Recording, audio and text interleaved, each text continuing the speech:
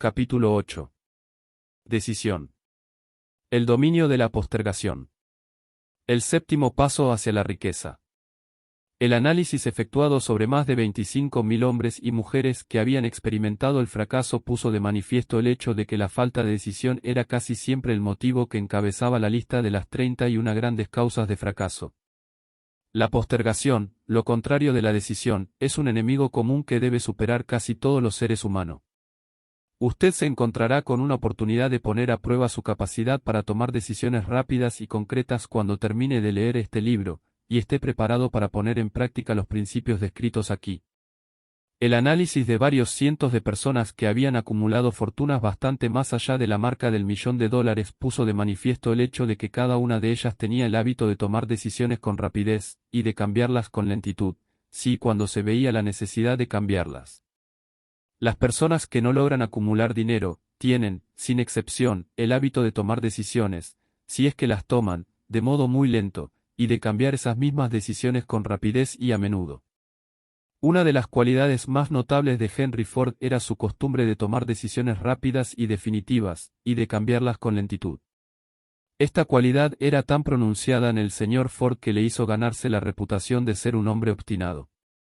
Fue precisamente esa cualidad la que le indujo a continuar la fabricación de su famoso Modelo T, el coche más feo del mundo, en un momento en que todos sus consejeros, y muchos de los compradores del coche, le estaban pidiendo que lo cambiara. Quizás el señor Ford se retrasó demasiado en efectuar el cambio, pero la otra cara de la moneda es que la firmeza de su decisión le permitió ganar una enorme fortuna antes de que se hiciera necesario cambiar el modelo. No cabe la menor duda de que la costumbre del señor Ford de tomar decisiones definitivas llegó a asumir la proporción de la obstinación, pero esa misma cualidad es preferible a la lentitud cuando llega la hora de tomar decisiones, y a la rapidez a la hora de cambiarlas. Consejos para tomar de sus propias decisiones. La gran mayoría de la gente que no logra acumular dinero suficiente para cubrir sus necesidades suele verse, por lo general, fácilmente influida por las opiniones de los demás. Esas personas permiten que los periódicos y las murmuraciones de los vecinos afecten a sus ideas. Las opiniones son los bienes más baratos que existen sobre la tierra. Todo el mundo tiene un montón de opiniones preparadas para comunicárselas a cualquiera que se muestre dispuesto a aceptarlas. Si usted se deja influir por las opiniones cuando se trata de tomar decisiones, no tendrá éxito en ninguna empresa, y mucho menos en la de transformar su propio deseo en dinero.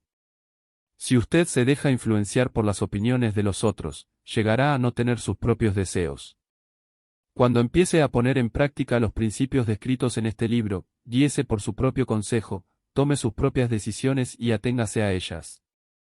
No confíe en nadie más que en los miembros de su mastermind, y asegúrese de haberlos escogido bien, eligiendo solo a aquellos que estén en completa armonía con su propósito y que muestren simpatía por él. A menudo, los amigos íntimos y los parientes le ponen obstáculos a uno por medio de opiniones, aunque esa no sea su intención. A veces lo hacen incluso a través del ridículo, con la pretensión de que sea humorístico.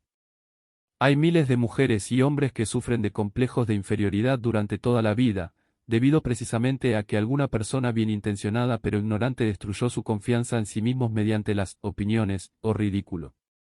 Usted dispone de un cerebro y de una mente propios. Utilícelos y tome sus propias decisiones. Si usted necesita hechos o información de otras personas que le permitan tomar sus decisiones, como sucederá en numerosos casos, adquiera esos hechos, o asegúrese con discreción de esa información que necesita, sin descubrir cuáles son sus propósitos. Una de las características de las personas que tienen solo conocimientos elementales o escasos es la de que intentan dar la impresión de que poseen muchos conocimientos. En general, esas personas hablan demasiado, y saben escuchar muy poco. Mantenga los ojos y los oídos bien abiertos, y la boca cerrada, si lo que desea es adquirir el hábito de una toma de decisiones rápida. Quienes hablan mucho hacen bien poco.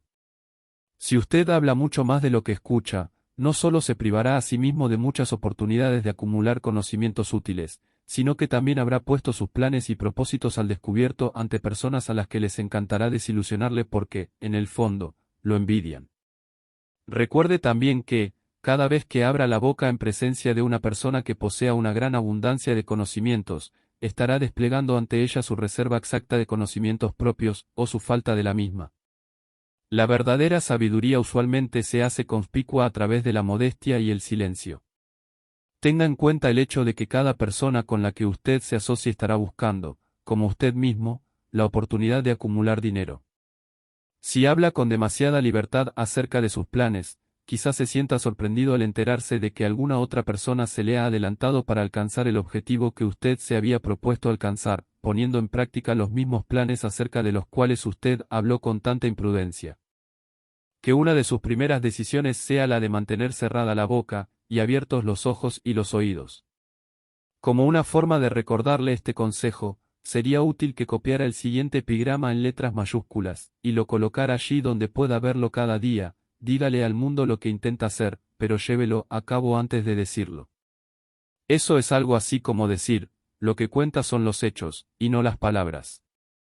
Libertad o muerte en una decisión. El valor de toda decisión depende del valor que se necesite para ejecutarla.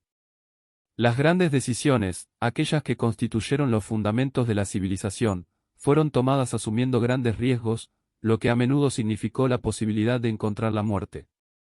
La decisión de Lincoln de promulgar su famosa Declaración de la Emancipación, mediante la que se otorgaba la libertad a las personas de color en Estados Unidos, la tomó a sabiendas de que ese acto pondría en su contra a miles de amigos y partidarios políticos. La decisión de Sócrates de tomar la venenosa cicuta, en lugar de comprometer sus creencias personales, fue un acto de gran valentía.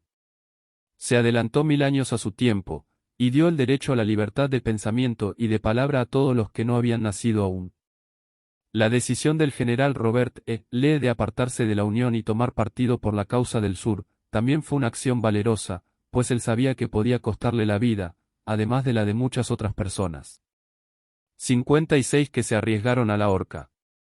Pero la mayor decisión de todos los tiempos, en lo que se refiere a los ciudadanos de lo que más tarde sería Estados Unidos, se tomó el 4 de julio de 1776, en Filadelfia, cuando 56 hombres estamparon sus firmas en un documento que, como muy bien sabían, aportaría la libertad a todos los norteamericanos, o bien dejaría a cada uno de los 56 colgado de una cuerda por el cuello. Sin duda alguna habrá oído hablar de ese famoso documento, aunque tal vez no haya extraído del mismo la gran lección de logro personal que nos enseña de un modo tan sencillo. Muchos recuerdan la fecha en que esa gran decisión fue tomada, pero pocos se dan cuenta del valor que se necesitó para ello. Recordamos nuestra historia, tal y como nos la enseñan, recordamos las fechas, y los nombres de los hombres que lucharon, recordamos Valley Forge y Yorktown, recordamos a George Washington y a Lord Cornwallis. Pero, en realidad, sabemos muy poco acerca de las fuerzas reales que había detrás de estos nombres, fechas y lugares. Y sabemos menos todavía sobre ese poder intangible que nos aseguró la libertad, mucho antes de que los ejércitos de Washington llegaran a Yorktown. Representa casi una tragedia que los historiadores hayan pasado por alto el hacer la más mínima referencia al poder irresistible que dio nacimiento y libertad a la nación destinada a establecer nuevos niveles de independencia para todos los pueblos de la tierra. Y digo que eso es casi una tragedia porque precisamente se trata del mismo poder que todo individuo debe utilizar para superar las dificultades que se le presenten en la vida, y obligar a ésta a pagar el precio que se le pide. Revisemos, aunque solo sea de forma muy breve, acontecimientos que dieron lugar a ese poder. La historia comienza con un incidente ocurrido en Boston el 5 de marzo de 1770. Los soldados británicos patrullaban las calles, amenazando a los ciudadanos con su sola presencia. A los colonos no les gustaba ver hombres armados andando por sus ciudades. Empezaron a expresar abiertamente su resentimiento por este hecho, arrojando piedras y profiriendo insultos contra los soldados que patrullaban, hasta que el oficial al mando dio la orden: preparen las bayonetas. Ataquen. La batalla que comenzó en ese momento tuvo como resultado la muerte de muchos, mientras que otros quedaron heridos. El incidente provocó tal resentimiento que la Asamblea Provincial, compuesta por colonos importantes, convocó una reunión con el propósito de emprender alguna acción concreta. Dos de los miembros de esa asamblea fueron John Hancock y Samuel Adams. Tomaron la palabra y hablaron con valentía, declarando que debían organizar un movimiento para expulsar de Boston a todos los soldados británicos. Debemos recordar que eso fue una decisión surgida en la mente de dos hombres, lo que podemos considerar como el principio de la libertad que todos disfrutamos ahora en Estados Unidos. Tampoco podemos olvidar que la decisión de esos dos hombres exigía fe y coraje, porque era una decisión que entrañaba peligros. Antes de que la asamblea terminara, Samuel Adams fue elegido para visitar al gobernador de la provincia, Hutchinson, con objeto de exigirle la retirada de las tropas británicas. La petición fue aceptada, y los soldados se retiraron de Boston, pero el incidente no quedó terminado por ello. Había provocado una situación cuyo desenlace estaría destinado a cambiar el rumbo de toda una civilización. Organización de un grupo de Mastermind. Richard Henry Lee adquirió un papel importante en esa historia. Él y Samuel Adams se comunicaban entre sí con frecuencia, por correspondencia, compartiendo temores y esperanzas acerca del bienestar del pueblo en sus provincias respectivas. A raíz de esta práctica, Adams concibió la idea de que un intercambio mutuo de cartas entre las 13 colonias podría ayudar a producir la coordinación de esfuerzos que tanto necesitaban en relación con la solución de sus problemas. 2 años después del enfrentamiento con los soldados británicos en Boston, en marzo de 1772, Adams presentó esta idea ante la Asamblea, en forma de una moción para que se estableciera un comité de correspondencia entre las colonias, que contara con corresponsales nombrados en cada una de las colonias, con el propósito de una cooperación amistosa para la mejora de las colonias de la América Británica.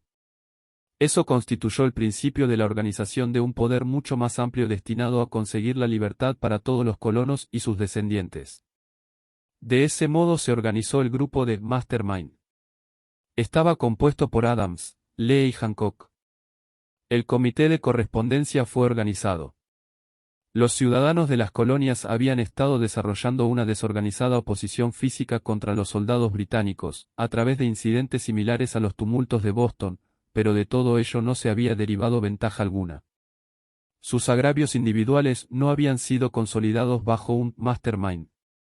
Ningún grupo de individuos tenía puestos sus corazones, mentes, almas y cuerpos juntos en una decisión concreta para solucionar de una vez por todas su dificultad con los británicos, hasta que Adams, Hancock y Lee se pusieron a trabajar juntos. Mientras tanto, los británicos tampoco permanecieron de brazos cruzados.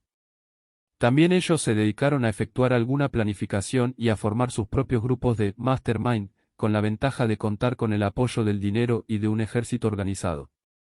Una decisión que cambió la historia. La corona nombró a Gage para sustituir a Hutchinson como gobernador de Massachusetts. Uno de los primeros actos del nuevo gobernador consistió en llamar a Samuel Adams por mediación de un mensajero, con el propósito de intentar detener su oposición, infundiéndole temor.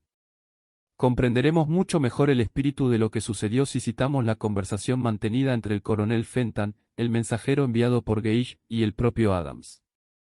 Coronel Fenton, he sido autorizado por el gobernador Gage para asegurarle, señor Adams, que el gobernador ha sido dotado de amplios poderes para conferirle a usted tantos beneficios como le sean satisfactorios. Intento de ganarse a Adams con la promesa de sobornos, con la condición de que abandone usted su oposición a las medidas del gobierno. El gobernador le aconseja que no continúe disgustando a su majestad. Su conducta le hace acreedor a los castigos previstos en una ley de Enrique VIII, por la que se puede enviar a Inglaterra a las personas para que allí sean juzgadas por traición, o encarceladas, por traición, a discreción del gobernador de una provincia. Pero si usted cambia su línea política no solo obtendrá grandes ventajas personales, sino que también estará en paz con el rey. Samuel Adams tenía que escoger entre dos decisiones, cesar en su oposición, y recibir recompensas personales por ello, o continuar y correr el riesgo de ser ahorcado. Evidentemente, había llegado el momento en que Adams se veía obligado a tomar una decisión que podía costarle la vida. Adams insistió en que el coronel Fenton, bajo palabra de honor, le transmitiría al gobernador su respuesta, repitiendo con toda exactitud las mismas palabras que él le dijera. La contestación de Adams fue: dígale al gobernador Gage que confío desde hace mucho tiempo en estar en paz con el Rey de Reyes. Ninguna consideración personal me inducirá a abandonar la justa causa de mi país. Y dígale al gobernador Gage que Samuel Adams le aconseja que no continúe insultando los sentimientos de un pueblo exasperado. Cuando el gobernador Gage recibió la cáustica respuesta de Adams, montó en cólera y promulgó una proclama en la que se decía: el abajo firmante, en nombre de su majestad, ofrece y promete su más gracioso perdón a todas aquellas personas que a partir de ahora abandonen las armas y regresen a los deberes propios de súbditos pacíficos.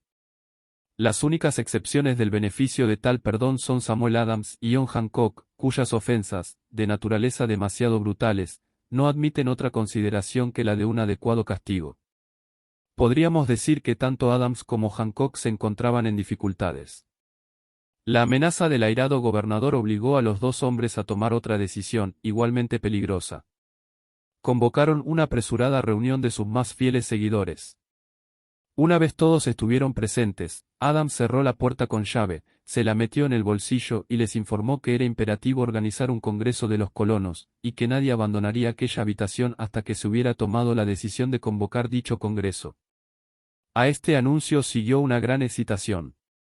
Algunos sopesaron las posibles consecuencias de tal radicalismo. Otros expresaron graves dudas en cuanto a la prudencia y la conveniencia de una decisión tan definitiva, que desafiaba claramente a la corona. Encerrados en aquella habitación había dos hombres inmunes al temor, ciegos ante la posibilidad del fracaso, Hancock y Adams. Gracias a la influencia de sus mentes, los demás fueron inducidos a aceptar que se debían establecer acuerdos, a través del Comité de Correspondencia, para convocar el primer Congreso Continental, que se celebraría en Filadelfia el 5 de septiembre de 1774. Vale la pena recordar esa fecha. Es mucho más importante que la del 4 de julio de 1776. Si no se hubiera tomado la decisión de convocar un Congreso Continental, tampoco se hubiese llevado a cabo la firma de la Declaración de Independencia. Antes de que la primera reunión del nuevo Congreso se celebrara, otro líder, que se encontraba en otra parte del país, se hallaba profundamente enfrascado en la tarea de publicar una sucinta exposición de los derechos de la América británica. Se trataba de Thomas Jefferson, de la provincia de Virginia, cuyas relaciones con Lord Dunmore, representante de la corona en Virginia, eran tan tensas como las de Hancock y Adams con su gobernador. Poco después de que se publicara su sucinta exposición de los derechos, Jefferson fue informado de que había la orden de perseguirlo por alta traición contra el gobierno de su majestad. Inspirado por la amenaza, uno de los colegas de Jefferson, Patrick Henry, expresó con claridad lo que pensaba, y concluyó sus observaciones con una frase que se ha hecho clásica desde entonces: si esto es traición, que sea la mayor de todas. Fueron hombres como estos los que, sin poder, sin autoridad, sin ejército y sin dinero, tomaron asiento en una solemne consideración del destino de las colonias, dando inicio así a la apertura del primer Congreso Continental, que continuaron celebrando cada 2 años, hasta que, el 7 de junio de 1776, Richard Henry Lee se levantó, se dirigió a la presidencia y ante el asombro de la asamblea, presentó la siguiente moción: caballeros, presento la moción de que estas colonias unidas son, y deben ser por derecho, estados libres e independientes, absueltos de toda alianza con la corona británica, y que toda conexión política entre ellos y el país del Reino Unido está disuelta, y así debe quedar. La decisión más trascendental jamás puesta en papel. La asombrosa moción de Lee fue discutida con tanto fervor y durante tanto tiempo, que él empezó a perder la paciencia. Finalmente, después de días de discusiones, volvió a ocupar el estrado de oradores y declaró, con una voz clara y firme: señor presidente, hace días que llevamos discutiendo este tema. Es el único recurso de acción que podemos seguir. ¿Por qué, entonces, retrasarlo más? ¿Por qué continuar deliberando? Que este día feliz de nacimiento a una república americana. Que se levante, no para devastar y conquistar, sino para restablecer el reino de la paz y de la ley. Antes de que se votara su moción, Lee fue llamado a Virginia debido a una grave enfermedad familiar, pero, antes de marcharse, dejó la causa en manos de su amigo Thomas Jefferson, el cual le prometió luchar hasta que se cumpliera una acción favorable. Poco después, el presidente del Congreso, Hancock, nombró a Jefferson presidente de un comité que se dedicaría a redactar la Declaración de Independencia. El comité trabajó mucho y muy duramente en la redacción de un documento que, cuando fuera aceptado por el Congreso, y firmado por cada uno de los congresistas, significaría una condena de muerte para todos los firmantes en el caso de que las colonias perdieran en la lucha que, sin lugar a dudas, estallaría entre ellas y el Reino Unido. Se redactó el documento y la versión original del mismo fue leída el 28 de junio ante el Congreso. Durante varios días se discutió, alteró y preparó su redacción definitiva. El 4 de julio de 1776, Thomas Jefferson se levantó ante la asamblea y sin el menor temor en su voz, leyó la decisión más trascendental jamás escrita sobre papel. Cuando en el curso de los acontecimientos humanos se hace necesario que un pueblo disuelva los lazos políticos que lo han conectado con otro, y asuma, entre los poderes de la tierra, el estado separado e igual a que las leyes divinas y naturales le dan derecho, un respeto decente por las opiniones de la humanidad exige que ese pueblo declare las causas que lo impelen a la separación. Cuando Jefferson hubo terminado de leer, se votó la aprobación del documento, que fue aceptado, y después los 56 hombres presentes lo firmaron. Cada uno de ellos ponía en juego su propia vida con la decisión de estampar su firma en aquel papel. Gracias a esa decisión una nación surgió a la existencia, una nación destinada a aportar para siempre a la humanidad el privilegio de tomar sus propias decisiones. Al analizar los acontecimientos que condujeron a la Declaración de Independencia, podemos estar convencidos de que esta nación, que ahora ostenta una posición de respeto y poder entre todos los demás países del mundo, fue el fruto de la decisión de un mastermind compuesto por 56 hombres. Observe bien el hecho de que su decisión fue lo que aseguró el éxito a los ejércitos de Washington, porque el espíritu de esa decisión estaba en el corazón de cada uno de los soldados que lucharon con él, y sirvió como un poder espiritual que no reconoce lo que es el fracaso. Observe también, y para mayor beneficio personal, que el poder que dio la libertad a esta nación es el mismo poder que todo individuo ha tenido que utilizar para alcanzar su autodeterminación. Este poder está hecho a partir de los principios descritos en este libro. No resulta difícil detectar, en la historia de la Declaración de Independencia, al menos 6 de estos principios: deseo, decisión, fe, perseverancia, mastermind y planificación organizada. Sepa lo que quiere y, en general, lo conseguirá. A través de toda esta filosofía se encontrará la sugerencia de que el pensamiento, apoyado por un fuerte deseo, tiene una tendencia a transformarse en su equivalente físico. Tanto en esta historia como en la de la organización de la United States Steel Corporation se encuentra una descripción perfecta del método mediante el cual el pensamiento produce esta asombrosa transformación. En su búsqueda del secreto del método, no espere milagro alguno, porque no lo hallará. Solo encontrará las eternas leyes de la naturaleza. Esas leyes están disponibles para toda aquella persona que tenga la fe y el valor suficientes para utilizarlas. Pueden ser empleadas bien para aportar libertad a una nación, bien para acumular riquezas. Quienes toman decisiones con rapidez y de un modo definitivo saben muy bien lo que quieren, en general, lo consiguen. Los líderes en todos los campos de la vida son personas que deciden con rapidez y firmeza. Esa es la razón principal por la que se han convertido en líderes. El mundo tiene la costumbre de abrir paso al hombre cuyas palabras y acciones muestran que sabe a dónde se dirige. La indecisión es un hábito que suele aparecer en la juventud. El hábito adquiere permanencia a medida que el joven pasa por la escuela, la secundaria, e incluso la universidad sin un propósito definido. El hábito de la indecisión acompaña al estudiante cuando inicia el trabajo que elige hacer, si es que lo elige.